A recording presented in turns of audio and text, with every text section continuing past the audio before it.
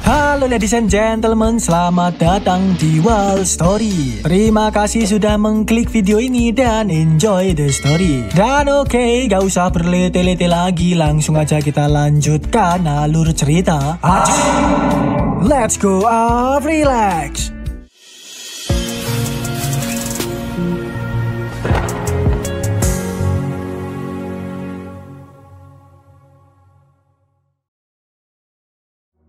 Lanjut episode 122, yang dimana jiwa pedang berhasil kabur dari grup Aceng, teleport hilang melalui jurus dimensi ruang dan waktu. Grup Aceng juga tak bisa mengejar, memilih untuk menghampiri Mbak Payung dan Raja Dewa yang sudah diambang mudar. Awalnya Aceng masih berupaya untuk menyelamatkan Raja Dewa, tapi naasnya dasar kultivasi Raja Dewa telah hancur, roh bawaannya sudah musnah. Raja Dewa tak bisa diselamatkan lagi. Pada detik-detik mutiarnya, Raja Dewa sempat mengucapkan kalimat perpisahan kepada Ye Xing Chen dan ayangnya. Raja Dewa berkata, Ye Xing Chen dan Xing selamanya tidak akan berubah sampai mudar. Setelah itu, Kaisar Hong Chen mentungul ikut nimbrung bersama mereka, ngecek keadaan Raja Dewa. Namun yang membanggongkan adalah Raja Dewa memanggil Kaisar Hong Chen dengan sebutan bos, seperti Xing Chen yang memanggil Aceng dengan sebutan bos. Di situ Raja Dewa pun juga berkata kepada Kaisar Hong Chen untuk membunuh Ruoshi. Dan setelah berkata itu, Raja Dewa pun meninggal dunia. Jenazahnya hilang memudar, hanya menyisakan pedang sakti andalannya. Mudarnya Raja Dewa ini didengar oleh para raja lainnya. Mereka benar-benar menghormati Raja Dewa, mengucapkan selamat tinggal, bahkan juga menganggap Raja Dewa ini seorang pahlawan. Singkat cerita, kawan-kawan Aceng Pengadilan Langit pun tiba di TKP. Beberapa sesepuh Yan Huang akhirnya melihat gurunya, yaitu Kaisar Hong Chen. Mereka langsung hormat dan meet and greet, karena memang Kaisar Hong Chen adalah guru serta penguasa suci Yan Huang sebelumnya. Sedangkan untuk Mbak Ling Yu, melihat tampang Kaisar Hong Chen,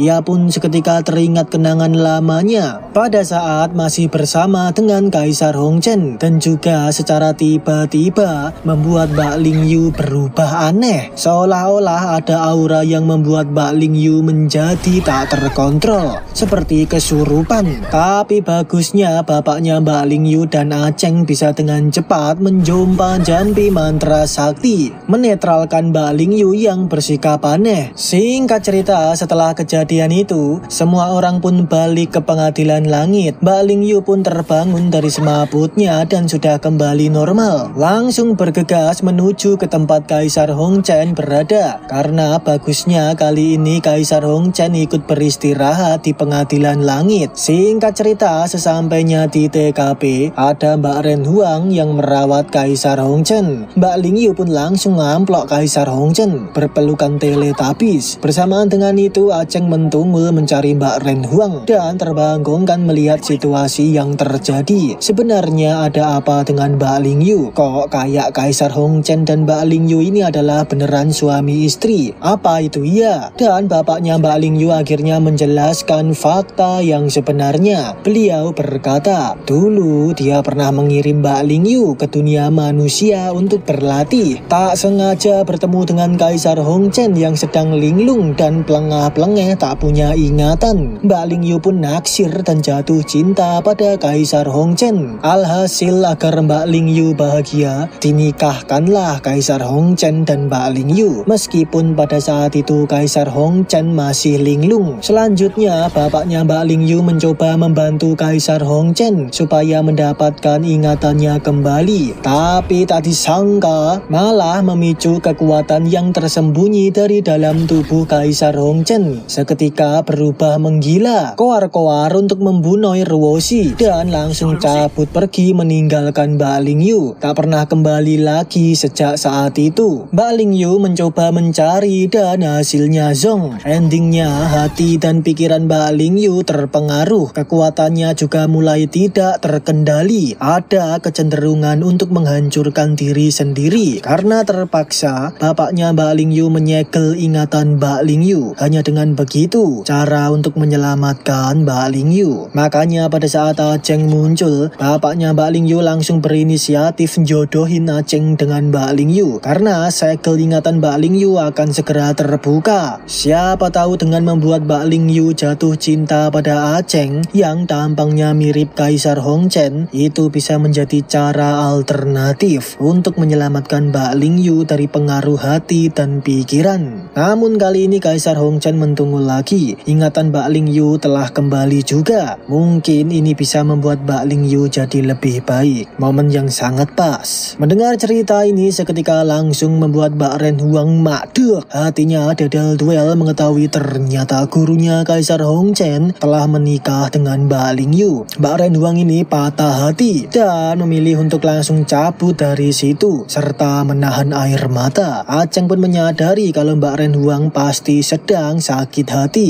Alhasil ia pun bergegas menghampiri Mbak Ren Huang, sok-sokan mengatakan kata-kata motivasi bahwa masih ada banyak pria di dunia ini. Mengapa harus bergantung pada satu orang selamanya? Jadi lebih baik perlahan mengikhlaskan dan berdamai dengan keadaan. Setelah berkata itu, Ajeng pun mengajak Mbak Ren Huang untuk menjenguk iblis langit yang sudah dipasung oleh Tuan Naga. Singkat cerita, sesampainya di TKP, tak disangka mereka malah melihat Tuan Naga dan Zixuan delosor. Iblis langit pun juga sudah dipasung. Zixuan mengatakan untuk jangan bertindak sembarangan, sebab ini semua adalah kelakuan iblis langit yang membuat segel istimewa pada jiwa dan ingatannya. Tuan Naga tadi ingin memindai jiwa iblis langit, tapi malah terperangkap olehnya. Sekarang jiwa mereka bertiga saling bertautan. Jika tidak hati-hati, Tuan Naga dan Zixuan akan musnah bersama dengan iblis langit. Mendengar itu, Ajeng pun mencoba menganalisa dengan teliti menggunakan mata saktinya. Dan terlihat memang jiwa mereka bertiga saling terhubung. Alhasil Ajeng mencoba mengeluarkan senjata jiwa sakti andalan. Senjata yang sudah lama tidak kita lihat. Sejak terakhir kali dipakai pada waktu Ajeng jadi murid sekte Heng Yue. Cambu atau pentungan pemukul jiwa. Di situ Ajeng pun masuk ke dalam segel istimewa milik iblis langit dan adu mekanik melawan siluman jiwa belenggu yang menahan Tuan Naga dan Zixuan. Meskipun wujud belenggu agak ngeri, tapi dengan senjata andalan dan kekuatan Ajeng saat ini cukup mudah dan easy untuk memecahkan segel tersebut. Hanya sekali cambuk segel hancur. Tuan Naga dan Zixuan berhasil diselamatkan. Hal ini sudah pasti membuat iblis langit beraing maung. Bad mood, bisa-bisanya Ajeng melakukan ini. Iblis langit pun nekat untuk meledakkan diri, berniat membuat Ajeng dan kawan-kawan modar terkena ledakan. Tapi ya itu tetap aja tak berguna, sebab Ajeng langsung dengan cepat mengaktifkan formasi kurungan naga yang akhirnya membuat iblis langit meledak sendirian. Seketika pun modar di TKP.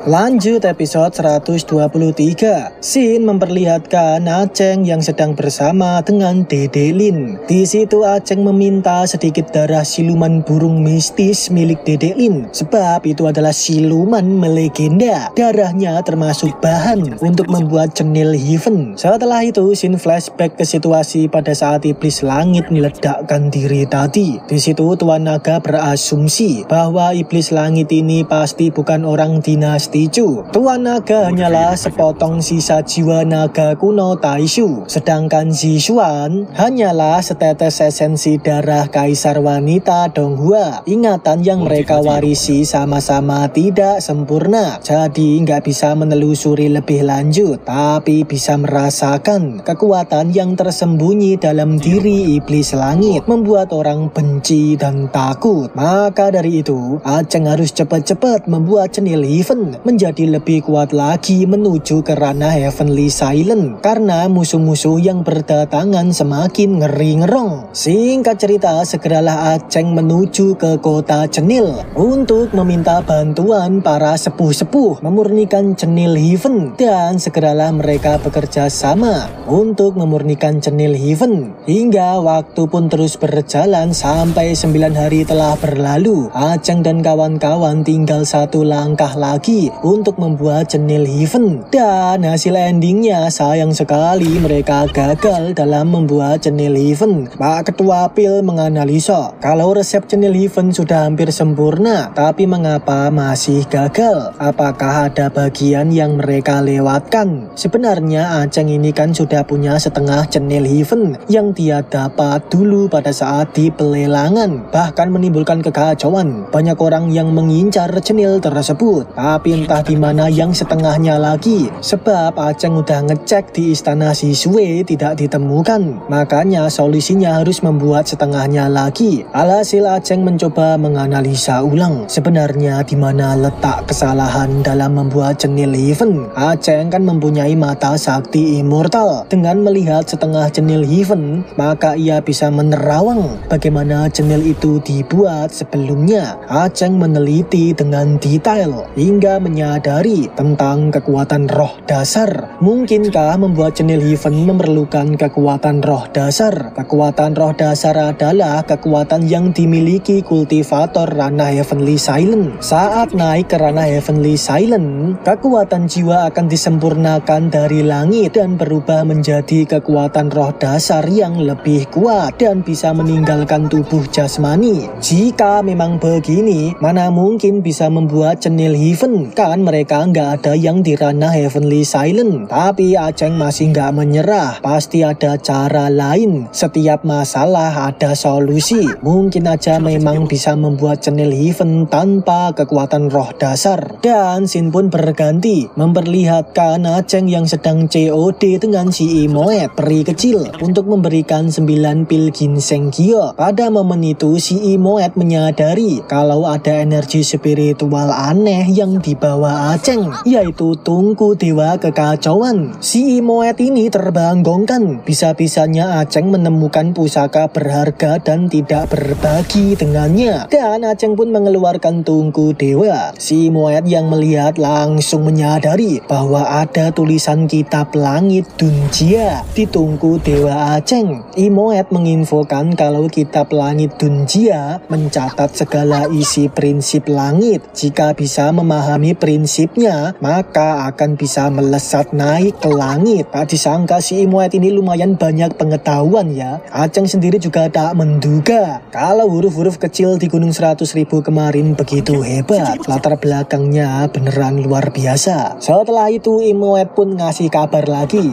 kalau hari ini adalah hari rabinya Xingchen dengan Nona Xing. Jadi mereka harus segera menghadiri acara tersebut. Singkat cerita, tibalah Aceng di lokasi pernikahan. Hari yang besar, banyak tamu dan orang-orang berkumpul menghadiri acara pernikahan Xingchen. Suara tawa memenuhi semua tempat. Pemandangan yang penuh kasih sayang dan bahagia. Aceng jadi kepikiran bagaimana momen hari pernikahannya nanti dengan gurunya. Pasti juga akan semeriah ini. Bersamaan dengan itu, Mbak Nyalinger mentunggul bersama dengan bocil Ruoshi menyapa Aceng. Awalnya Aceng ingin gombalin gurunya tentang pernikahan mereka di masa depan. Tapi sayang sekali si bocah gendut dan Masiyun langsung nari Aceng masuk ke dalam acara pernikahan. Nggak boleh menunda-nunda lagi karena ya ini adalah momen penting bagi Xingchen. Nggak boleh dilewatkan. Singkat cerita, dimulailah upacara pernikahan Xingchen dan Nona Xing. Semua orang benar-benar berbahagia dan menikmati momen tersebut. Akhirnya Xingchen dan Nona Xing resmi menjadi suami istri. Sebagai hadiah, penguasa istana Xingyue memberikan sepasang giok sehati Xingyue. Dengan adanya itu, tidak peduli sejauh apapun terpisah, mereka bisa merasakan satu sama lain. Sedangkan Aceng, karena memang dia tak ingat dengan pernikahan Xingchen dan tak sempat menyiapkan hadiah souvenir, alhasil Aceng dengan polosnya memberikan cenil obat kuat untuk menyehatkan tubuh serta mendoakan semoga Xingchen dan Nona Sing cepat punya anak. Singkat cerita, malam pun tiba. Aceng mencoba keluar dan mencari keberadaan gurunya, tapi sayang sekali ia hanya melihat bocil Rwosi sendirian. Lalu bertanya di manakah gurunya pergi, dan bocil Rwosi menjawab bahwa gurunya telah pergi terbang dengan waktu yang cukup lama. Bersamaan dengan itu, Aceng melihat konflik yang terjadi di langit, yaitu Xing Chen dalam bahaya. Ternyata mbaknya Linger telah kesurupan lagi menjadi jiwa pedang dan berupaya ngepondeng-pondeng Xing Chen. Nampak situasi Xing Chen sangat gawat, hanya bisa kabur dan mencoba bertahan dari serangan jiwa pedang. Hingga endingnya pun sangat-sangat menyayat hati. Xing Chen terpojok dan OTW di fatality oleh jiwa pedang. Pada momen detik-detik itu, bojonya Xing Chen mendungul, mencoba menghalangi jiwa pedang, tapi akhirnya malah membuat dia dan Xing Chen tertutup jiwa pedang. Sudah pasti nasib mereka berdua diambang muter, sekarat dan tak bisa berbuat apa-apa. Tak lama pun Aceng mendungul dan melihat kenyataan pahit tersebut. Auto beraing maung dengan jiwa pedang. Aceng pun meluncur untuk memponteng-ponteng kelakuan jiwa pedang yang biadab. Tak lama kemudian Tuan Naga, Zixuan dan kawan-kawan Aceng mendungul, berupaya untuk membantu Aceng melawan jiwa pedang yang selalu aja membuat oner. Kali ini mereka harus benar-benar mengalahkan jiwa pedang sebelum makin banyak korban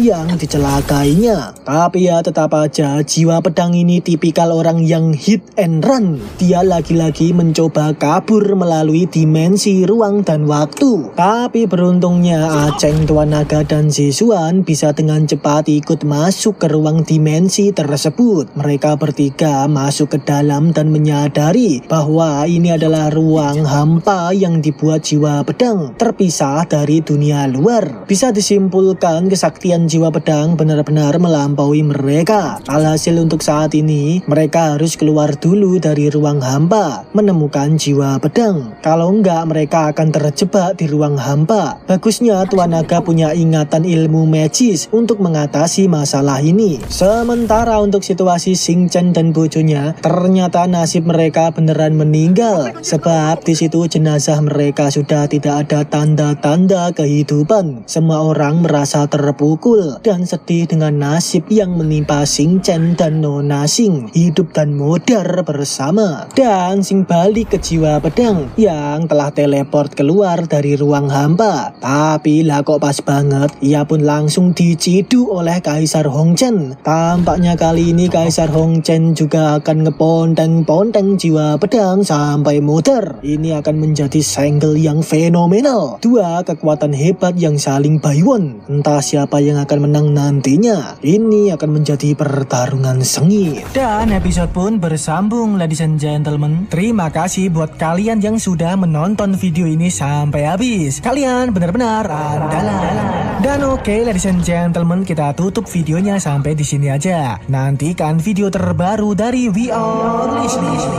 Oke, see you in the next level. Bye.